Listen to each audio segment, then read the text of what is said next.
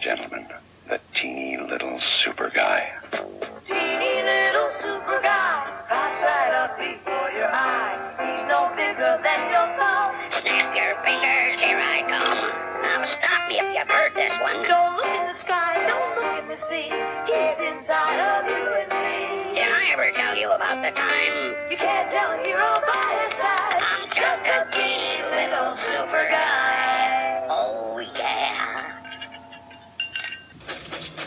There's a line to a quarry at the end of Thomas's branch.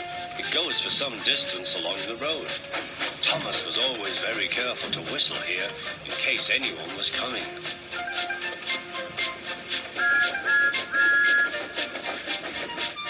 Early one morning, a large policeman was sitting close to the line. Thomas liked policemen. He had been a great friend of the officer who had just retired. Peep, peep, he whistled, "Good morning."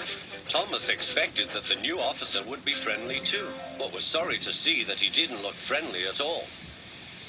He was red in the face and very cross. "Disgraceful," he spluttered. "I didn't sleep a wink last night. It was so quiet, and now engines come whistling suddenly behind me." "I'm sorry, sir," said Thomas. "I only said good morning."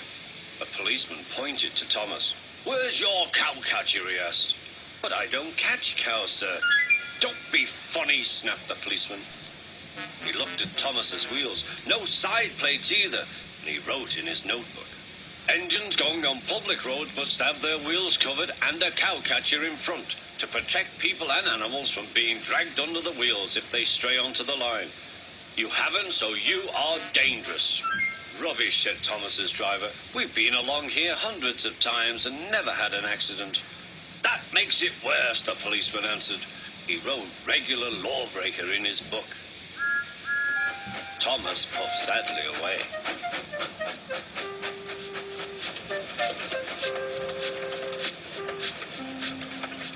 Sir Topham Hatt was having breakfast. He was eating toast and marmalade. The butler came in. "Excuse me, sir, you are wanted on the telephone." "Bother that telephone," said Sir Topham Hatt. "I'm sorry, my dear," he said to his wife. "Thomas is in trouble with the police, and I must go at once."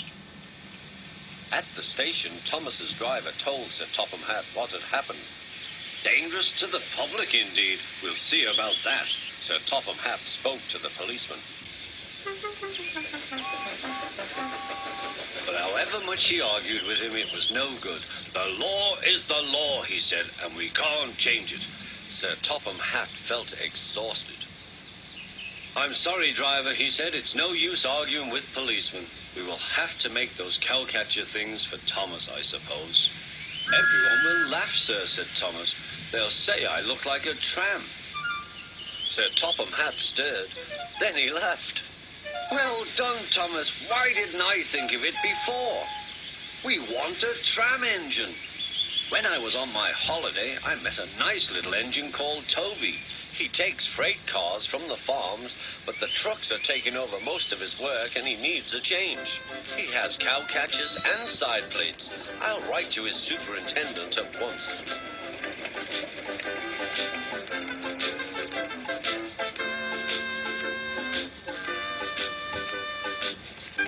A few days later, Toby arrived. "That's a good engine," said Sir Topham Hatt. "I see you've brought your coach, Henrietta."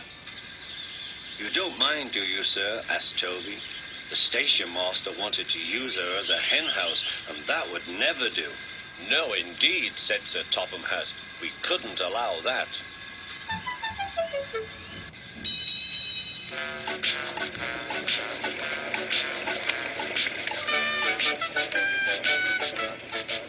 Toby made the silly cars behave even better than Thomas did.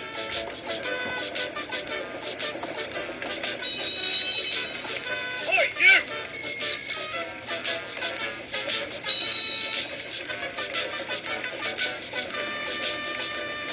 At first, Thomas was jealous, but he was so pleased when Toby rang his bell and frightened the policeman, they've been firm friends ever since.